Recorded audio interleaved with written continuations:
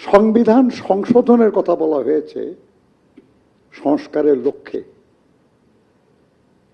আমরা দেখি বদলে গেছে, সংশোধন শব্দটা বড় অপছন্দ হয়ে যাচ্ছে, কিন্তু ওটা তারা দস্তখত করেছে সবাই। গণতন্ত্রে তো আলোচনার কোনো বিকল্প নেই, সংসদই হোক সংসদের বাইরে হোক। কাজে আমরা মনে করি এই নিয়ে কোনো দ্বন্দ্ব বিসম্বাদের কিছু নাই। আল্লাহর ওয়াস্তে আপনারা সমস্ত ডকুমেন্টগুলি একটু দেখেন, দেখে যদি মনে করেন যে আমরা দোষ করেছি বলেন, আমরা সংশোধনের চেষ্টা করব। জুলাই জাতীয় সনদের যে ডকুমেন্ট সরকার থেকে প্রকাশ করা হয়েছিল, যে ডকুমেন্টে বাংলাদেশের প্রায় উল্লেখযোগ্য সব রাজনৈতিক দলের প্রতিনিধিরা দস্তখত করেছেন, এবং দস্তখত করেছেন কোনো কক্ষে বসে না, জাতীয় সংসদের দক্ষিণ প্লাজায় জনগণের সামনে। আমি তো বিশ্বাস করি যে একটা রাজনৈতিক দলের জন্য এই ধরনের যে ডকুমেন্ট ঘোষণা, এটার মূল্য সবচেয়ে বেশি।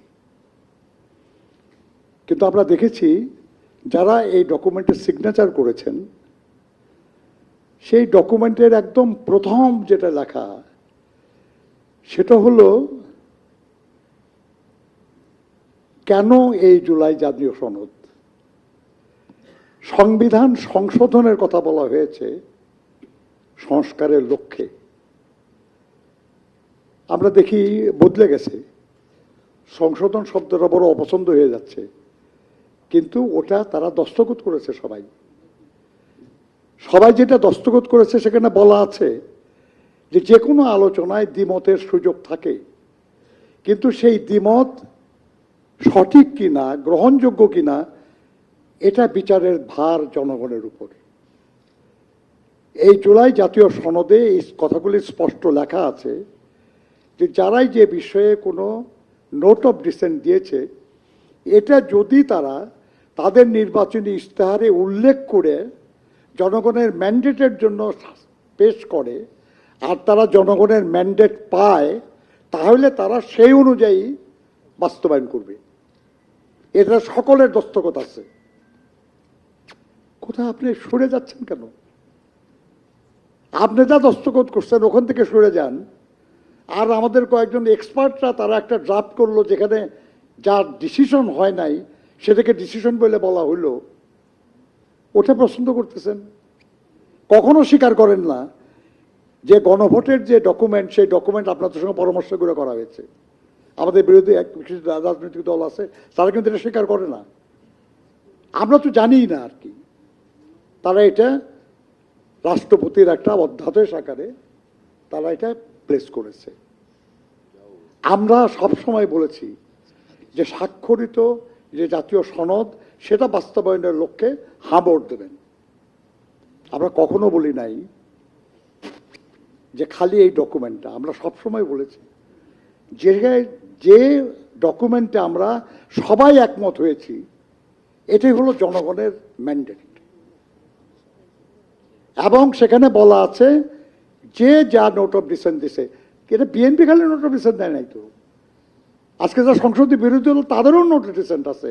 জুলাই জাতীয় সনদ পড়ে দেখেন, বলা হয়েছে যারাই যে নোট অফ ডিসেন্ট দিয়েছে, এটা তারা তাদের নির্বাচনী ইশতেহারে উল্লেখ করবে, জনগণের সামনে উপস্থাপন করবে। জনগণ যদি এটার প্রতি সমর্থন দেয়, তাহলে তারা সেই অনুযায়ী বাস্তবায়ন করবে।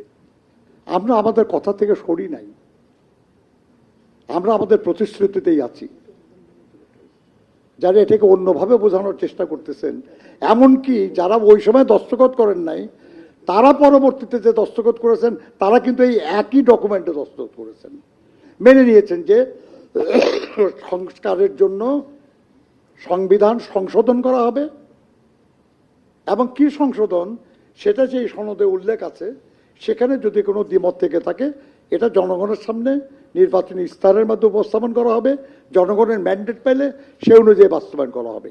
এর পরেও আমাদের মাননীয় প্রধানমন্ত্রী সংসদে বলেছেন যে দেখেন, যাই কিছু হোক, এটা যখন বিল আকারে সংশোধনে আসবে, তখন তো আমরা সবাই এটা নিয়ে আলোচনা করতে পারবো।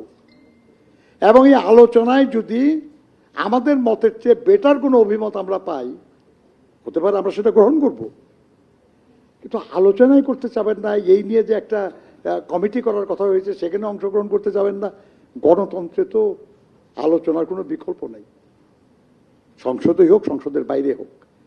কাজে আমরা মনে করি এই নিয়ে কোনো দ্বন্দ্ব বিসম্বাদের কিছু নাই। আল্লাহর ওয়াস্তে আপনারা সমস্ত ডকুমেন্টগুলি একটু দেখেন, দেখে যদি মনে করেন যে আমরা দোষ করেছি বলেন, আমরা সংশোধনের চেষ্টা করব।